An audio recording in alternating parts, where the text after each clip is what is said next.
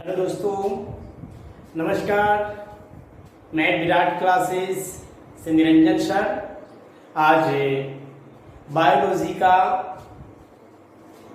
अध्याय 3 क्लास 12 का अध्याय 3 से मानव जनन ह्यूमन रिप्रोडक्शन का सेकेंड पार्ट यानी भाग 2 लेकर के आए हैं बच्चों। इसके पहले भाग 1 में हम लोग मानव जनन से कुछ रिलेटेड बात सीख लिए थे। आज हम लोग देखेंगे कि आखिर मानव जनन में और क्या पढ़ना है। ऐसे हम बता चुके थे कि मानव जनन में 3 घटना होती है। पहला निषेचन से पूर्व की घटना, निषेचन की पश्च घटना। निषेचन से पूर्व घटना में युग्मक का निर्माण, जिसको आप युग्मक जनन बोल रहे थे, युग्मक का स्थानांतरण, निषेचन के पश्च की घटना हो जाएगी क्या, ब्लास्टोसिस्ट अर्थात भ्रूण का निर्माण, शिशु का निर्माण, प्रसव। तो इसके पहले मेरा जो फर्स्ट पार्ट है वो वीडियो आप लोग जरूर देख लेंगे। आज आप लोग के बीच में सेकेंड पार्ट लेकर के आ रहे हैं बच्चों। ध्यान से सुनेंगे तो हमें पूरा उम्मीद है कि आप लोग के समझ में आएगा। शांतिपूर्ण से यदि समझेंगे तो हमें पूरा विश्वास है कि बिल्कुल बायोलॉजी बहुत अच्छा समझ में आएगा। कोशिश करेंगे हम अधिक से अधिक समझाने का। बस आप लोग लाइक, कमेंट, शेयर जरूर करते रहिएगा। बहुत विश्वास रहता है और आपके आधार पर हम वीडियो बनाते हैं। चलिए आइए बच्चों, मानव में माना जाए तो लैंगिक द्विरूपता में देखने को मिलता है। सेक्सुअल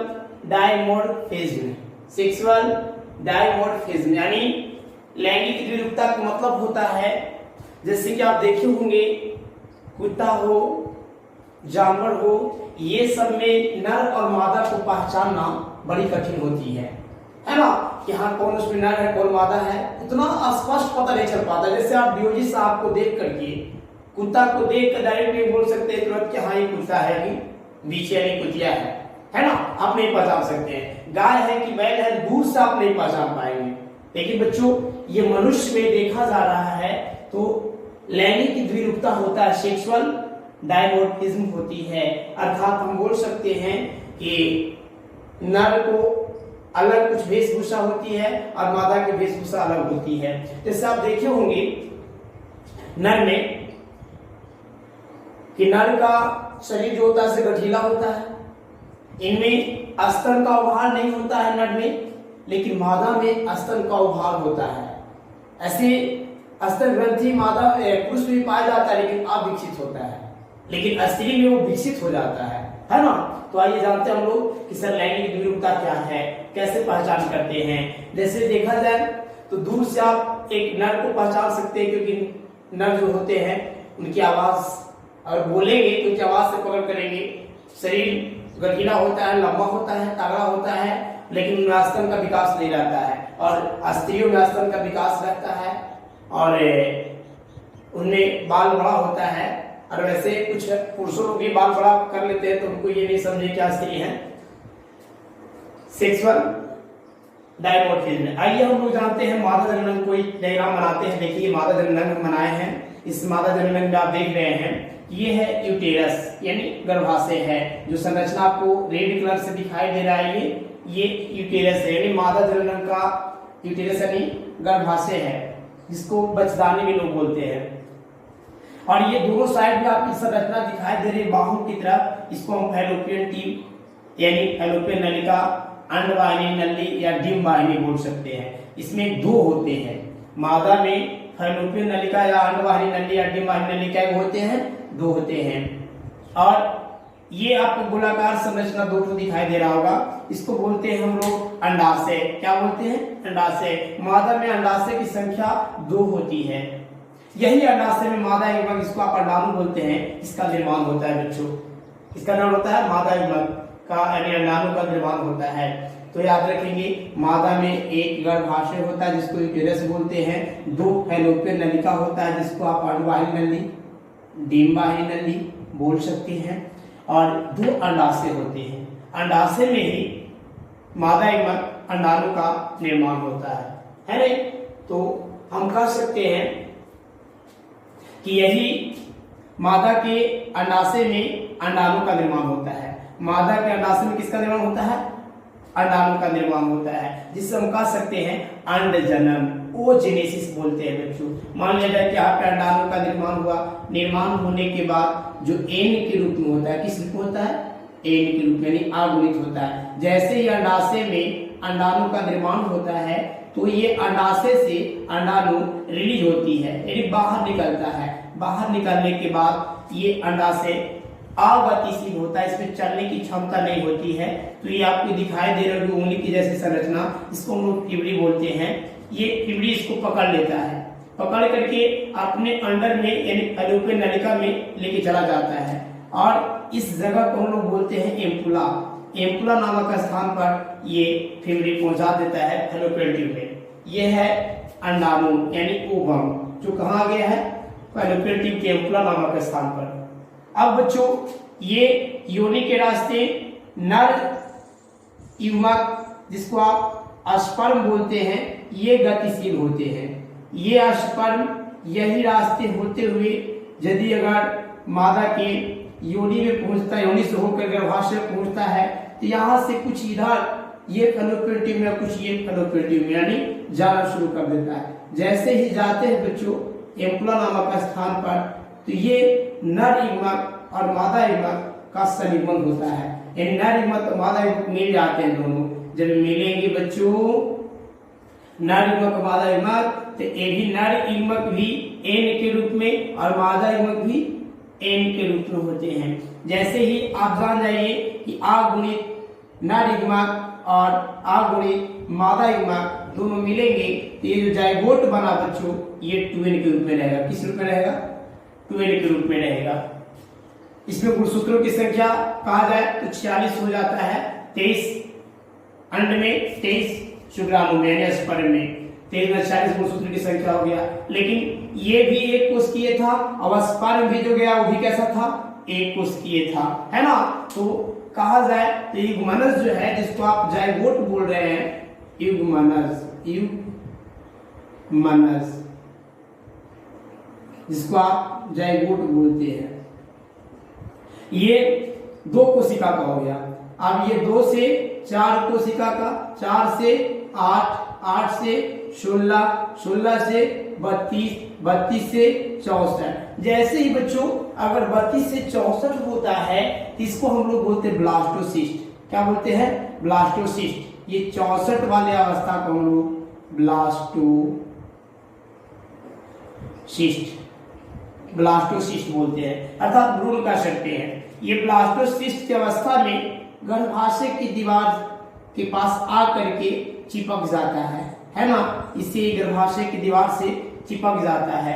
अभी भी इसमें गुणज की क्रिया अग्रसित रहती है, यानी देख रहे थे कि 2 से यानी युग्मनज में कोशिकाओं की संख्या 2 था, 2 से 4, 4 से 8, 8 से 16, 16 से 32, 32 से 64 और 64 गुना कितना हो जाएगा?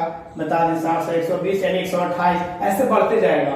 बढ़ते बढ़ते बच्चों यहाँ पे 3 लेयर का निर्माण होता है। कितने स्तर का निर्माण होगा? यानी कोशिकाओं की संख्या बढ़ेगा तो यहाँ पे 3 स्तर का निर्माण होता है और 3 स्तर के निर्माण होने के बावजूद ये जो है अपने गर्भाशय की दीवार से चिपक जाएगा और चिपकने के दरम्यान में एक इस प्रकार का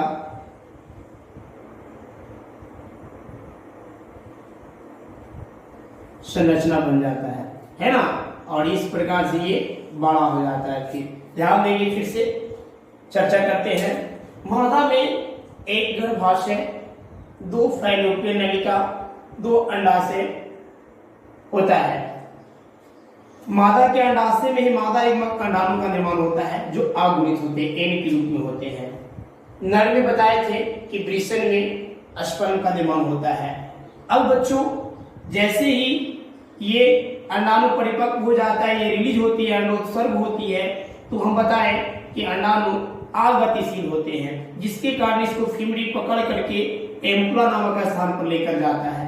इधर से स्पर्म जाता है योनि के रास्ते होते हुए गर्भाशय में पहुंचता है। गर्भाशय से जैसे ही एम्पुला नामक स्थान पे आता है तो नर युग्मक और मादा युग्मक, नर युग्मक शुक्राणु और मादा युग्मक अंडाणु का संयुग्मन होती है, जिसको आप निषेचन बोल सकते हैं। आंतरिक निषेचन होता है जिसके फलस्वरूप में युग्मनज बनेगा, जिसमें कोशिकाओं की संख्या 2 होगी बच्चों।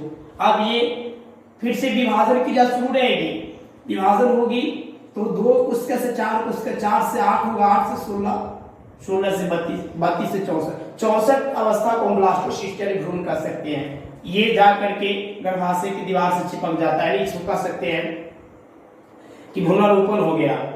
हम कहेंगे बच्चों इसकी विभाजन की क्रिया भी लगातार होती रहता है, जिसके फलस्वरूप 64 से 128 कहिए, 128 होने के बाद और बढ़ते जाएगा। ये शिशु का शरीर विकास करना शुरू कर देता है। ये लगभग 9 माह तक क्रिया चलता है। कितना माह तक? 9 माह तक। फिर इसके बाद प्रसव हो जाता है ना। तो बच्चों आइए आप इसको हेडिंग बनाकर लिखेंगे। यदि अगर आपको लगे कि सर ज्यादा तेज बोल रहे हैं तो आप स्पीड कम करके या फिर रोक रोक करके लिख लेंगे। आप लोग लिखना शुरू करेंगे, कॉपी खोल करके हेडिंग बनाएंगे। आसार से प्रकार के लिखिए। मानव लैंगिक जन्म करने वाला प्राणी है। मानव लैंगिक जन्म करने वाला प्राणी है।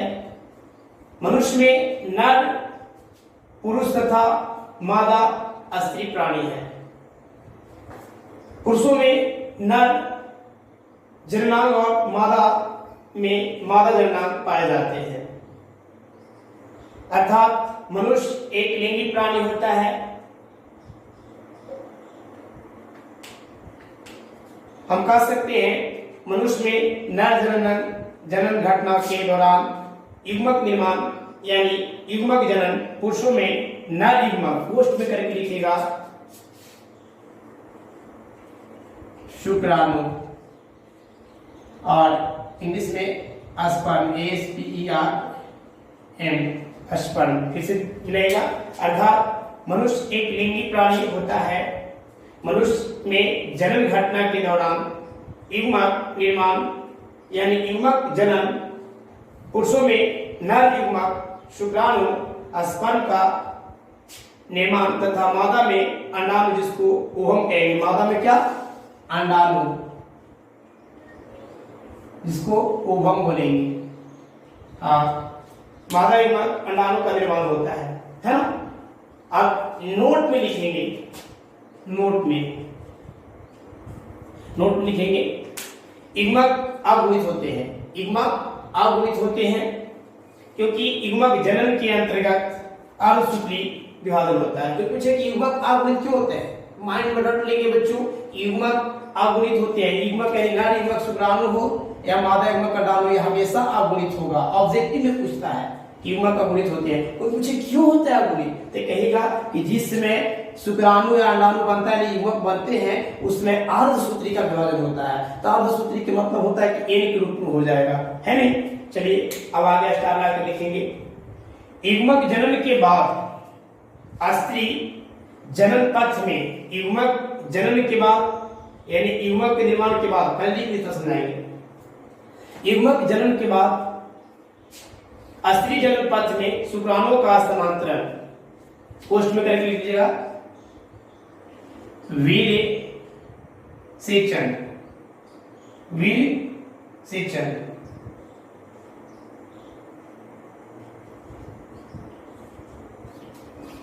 युग्मक जनन के बाद स्त्री जनन पक्ष में शुक्राणु का स्थानांतरण वीर्य सेचन होता है और अंडाणु तथा शुक्राणु का संलयन, कोष्ठ में अंडाणु तथा शुक्राणु का संलयन, कोष्ठ में आंतरिक निषेचन,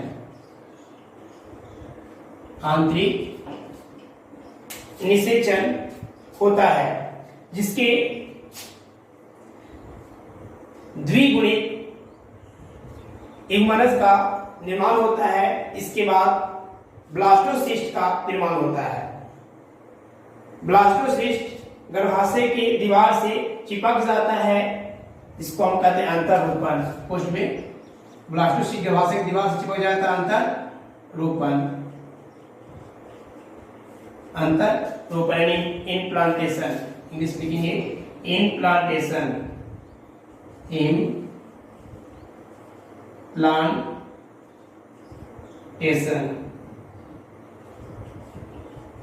इम्प्लांटेशन है ना, इम्प्लांटेशन। तत्पश्चात भ्रूणीय परिवर्धन पोस्ट मुद्रक लिखेंगे, गर्भा अवधि, इसके बाद शिशु का जन्म होता है, जिसको हम पोस्ट में लिख लेंगे प्रसव, क्या कहेंगे प्रसव होता है। अब इसके बाद हम लोग देखेंगे बच्चों, मनुष्य शिशु को लिखेंगे, मनुष्य शिशु को जन्म देता है, अर्थात मनुष्य जरायुज या सजीव प्रजनक प्राणी है। मनुष्य कैसा प्राणी है? सजीव प्रजनक। कोई पूछेगी कि मनुष्य कैसा प्राणी है, तो वो सजीवों का जन्म देता है, शिशु को जन्म देता है, इसलिए जरायुज या सजीव प्रजनक प्राणी है।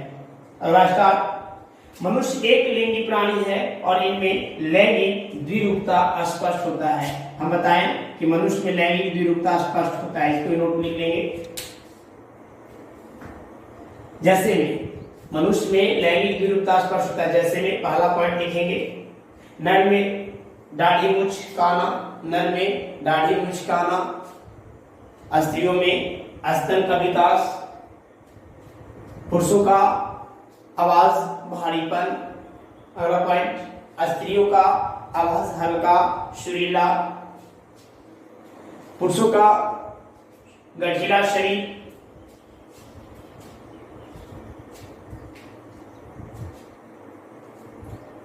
स्त्रियों का कोमल शरीर।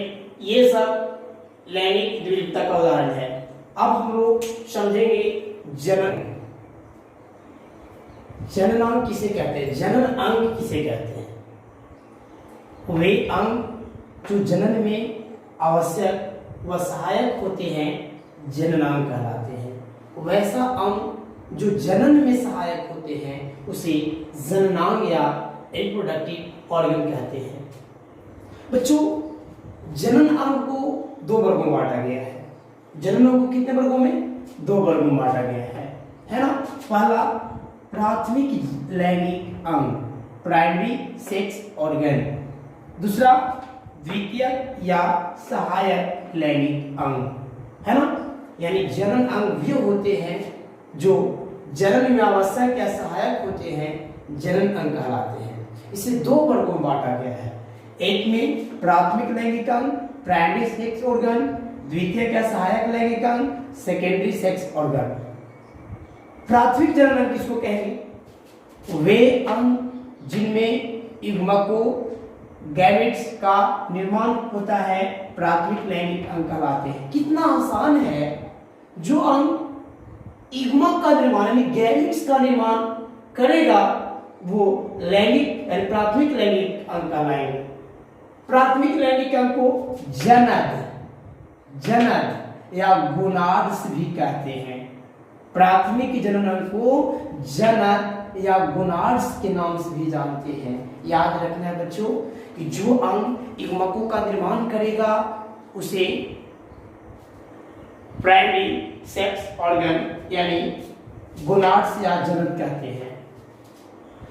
तो अभी हम बताए थे कि मनुष्य में नर अलग और मादा अलग, तो नर में भी प्राइमरी ऑर्गन्स और मादा में प्राइमरी ऑर्गन्स। नर में भी प्राथमिक अंग, मादा में प्राथमिक अंग। आइए नर में देखते हैं।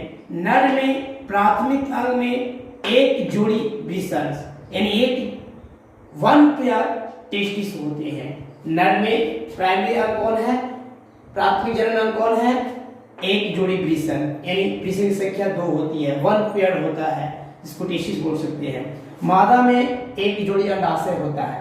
पूछेगा नर में प्राइमरी लैंगिक अंग को क्या कहेंगे? तो कहेंगे ब्रिसल।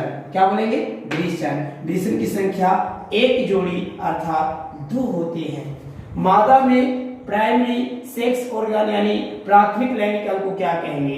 अंडाशय बोलते हैं। इसकी संख्या भी 2 होती है, 1 पेयर होती है। बच्चों क्या बताएं, प्राइमरी अंग होता क्या है? युग्मक का निर्माण करता है ना, तो यहां भी ब्रिसल जो है युग्मक का निर्माण करेगा और नर युग्मक को हम लोग शुक्राणु बोलते हैं, नर युग्मक को क्या कहते हैं? शुक्राणु।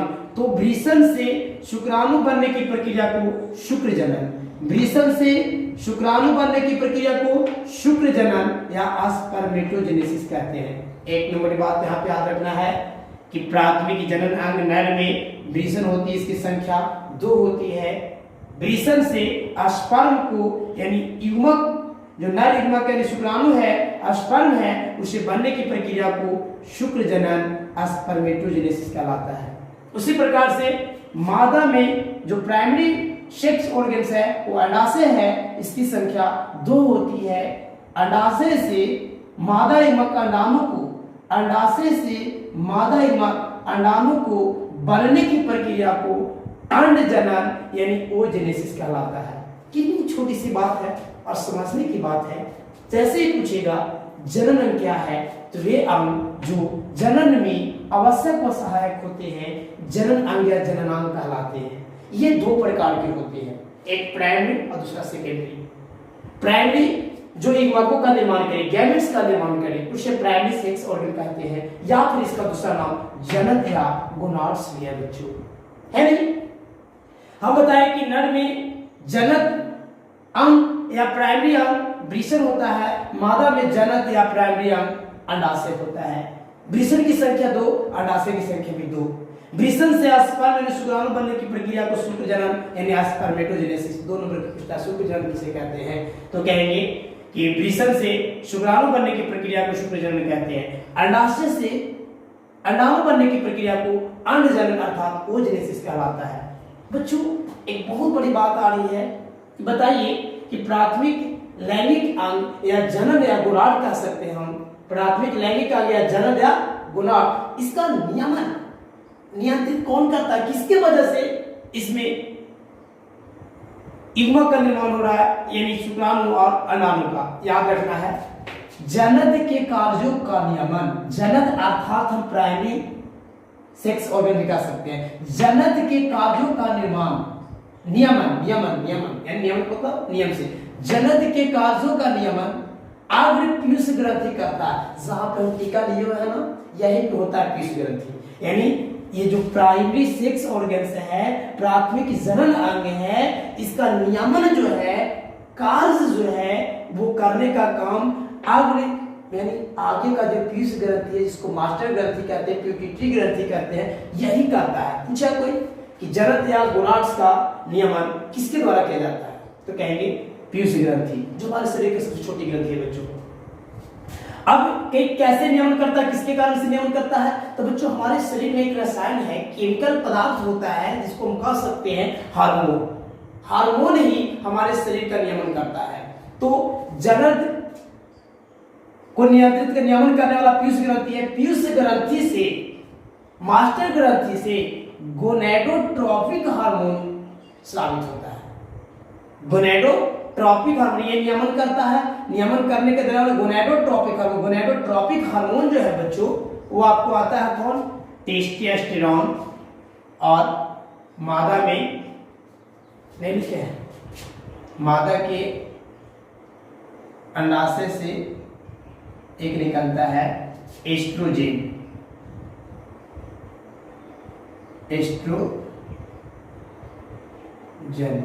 एस्ट्रोजन स्रावित होता है ना। कह सकते हैं कि वृषण से एक हार्मोन स्रावित होता है जिसको नाम है टेस्टोस्टेरोन, हम एंड्रोजन कह सकते हैं। नर हार्मोन के नाम से एंड्रोजन को जानते हैं। एंड्रोजन में यानी टेस्टोस्टेरोन में कई हार्मोन होते हैं जो एंड्रोजन के अंतर्गत में आते हैं। हम कह सकते हैं कि नर हार्मोन के नाम से एंड्रोजन को जानते हैं या फिर टेस्टोस्टेरोन कह सकते हैं। मादा हार्मोन के नाम से एस्ट्रोजन को जानते हैं जो अंडाशय से स्रावित होता है। बच्चों यही दोनों का हम गोनेडोट्रोपिक हार्मोन कह सकते हैं। कुछ गोनेडोट्रोपिक हार्मोन का नाम बताइए, तो कहेगा एंड्रोजन और एस्ट्रोजन। एंड्रोजन नर में, एस्ट्रोजन स्त्रियों में, मादा में।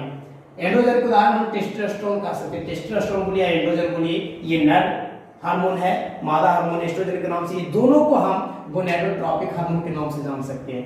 यही दोनों हार्मोन क्या करते हैं? नियमन रूप से यानी टेस्टोस्टेरोन की वजह से पुरुष में पुरुष तत्व गुण पाया जाता है, यानी पुरुष का लक्षण दिखाई देती है, द्वितीय गौण लैंगिक लक्षण दिखाई देता है, और एस्ट्रोजन की वजह से स्त्रियों में स्त्री का लक्षण दिखाई देता है। बच्चों, टेस्टोस्टेरोन हार्मोन सिर्फ पुरुषों में नहीं स्त्रियों में स्रावित होता है। एस्ट्रोजन हार्मोन सिर्फ स्त्रियों में नहीं पुरुषों में स्रावित होता है। लेकिन अब बात यह है कि सर जब टेस्टोस्टेरोन जब स्त्री में स्रावित होता है तो स्त्री में मूछ दाढ़ी क्यों नहीं होती है? सर एस्ट्रोजन नामक हार्मोन पुरुषों में जब स्रावित होता है तो पुरुषों में उनका जो स्तन है उसका उभार क्यों नहीं हो पाता है? तो सबसे बड़ी बात यही समझना है कि दोनों पुरुषों में भी टेस्टोस्टेरोन और एंड्रोजन स्रावित होता है, लेकिन एस्ट्रोजन जो है इसमें निष्क्रिय रहता है। इसमें क्या रहता है? निष्क्रिय रहता है। और इसमें एस्ट्रोजन और टेस्टोस्टेरोन दोनों स्रावित होता है, लेकिन एस्ट्रोजन सक्रिय और टेस्टोस्टेरोन मादा में निष्क्रिय रहता है। लेकिन कभी कभी अपवाद में कोई मादा में टेस्टोस्टेरोन भी थोड़ा सक्रिय हो जाता है, तो आप देखे होंगे स्त्रियों का भी मूछ हल्का हल्का होती है। और ये नर में भी एस्ट्रोजन कभी कभी सक्रिय हो जाता है, तो आप देखे होंगे कोई पुरुषों का मूछ दाढ़ी न होता है, यानी नगन के बराबर होता है। तो चलिए आइए बच्चों, ये टेस्टोस्टेरोन जो नर लिंग हार्मोन है और एस्ट्रोजन जो मादा लिंग हार्मोन, दोनों का काम क्या है? तो बच्चों ये स्रावित होते हैं वृषण से टेस्टोस्टेरोन, तो इसमें पुरुषों में मूछ दाढ़ी, आवाज भारी होना, शरीर गठीला हो जाना। एस्ट्रोजन नामक हार्मोन स्त्रियों में स्रावित होता है तो द्वितीय गौण लैंगिक लक्षण जैसे कि मासिक स्राव, स्तन का उभार, शरीर कोमल, आवाज पतला, ये सब हो जाते हैं। तो हमको तो पूरा विश्वास है बच्चों कि ये जो प्राथमिक लैंगिक अंग है इसको आप अच्छी तरह से समझ गए हो, ये अंग जिनमें युग्मकों का निर्माण होता है ना। अब दूसरा है द्वितीयक या सहायक लैंगिक अंग, सेकेंडरी सेक्स ऑर्गन। इन अंगों में युग्मक का निर्माण तो नहीं होता है परंतु जनन में सहायक होते हैं। प्राथमिक अंग युग्मक का निर्माण कर रहा था, गैमेट्स का निर्माण कर रहा था, लेकिन द्वितीयक या सहायक लैंगिक अंग जो है ये युग्मक का निर्माण नहीं करते हैं, लेकिन जनन में सहायता करते हैं, है ना। मतलब ये जनन करने में सहायता करते हैं। कई सर नर में कौन कौन से द्वितीयक लैंगिक अंग है? वृषण जालक, रेड टेस्टिस, शुक्रवाहिका, वासा इफ्रेंसिया, अधिवृषण एपिडाइडिमिस, शुक्रवाहिनी, वास डिफरेंस, शुक्राशय, मूत्रमार्ग जिसको हम कह सकते हैं मूत्रमार्ग को लेथरा बोलते हैं, सीसन, पेनिस, ये सब जो हम नाम लिए ये सारे अंग को हम द्वितीयक या सहायक लैंगिक अंग कहते हैं। और मादा में बच्चों द्वितीयक लैंगिक अंग या द्वितीयक सहायक अंग जो होते हैं वो फैलोपियन नलिका होते हैं जिसकी संख्या 2 होती है, गर्भाशय 1 होती है, योनि 1 होती है। ये सब जो था द्वितीयक अंग था। चलिए बच्चों लिखते चलेंगे या फिर इसको आप शॉर्ट स्क्रीन ले सकते हैं शांतिपूर्ण से। मैं आप लोग से गुजारिश करूंगा यदि अगर आपको ये अच्छा लग रहा होगा बच्चों वीडियो, तो हमारे मनोबल को बढ़ाने के लिए सबसे मैं रिक्वेस्ट करूंगा कि मेरे वीडियो को सारे बच्चे अपने फेसबुक के स्टोरी में जरूर लगा लें। मैं बहुत ही खुश होऊंगा और ये वीडियो ऐसा रेगुलर लाते रहेंगे। उम्मीद हमें है कि आप लोग की अच्छा लगेगा। तो धन्यवाद, थैंक्स। ज्यादा वीडियो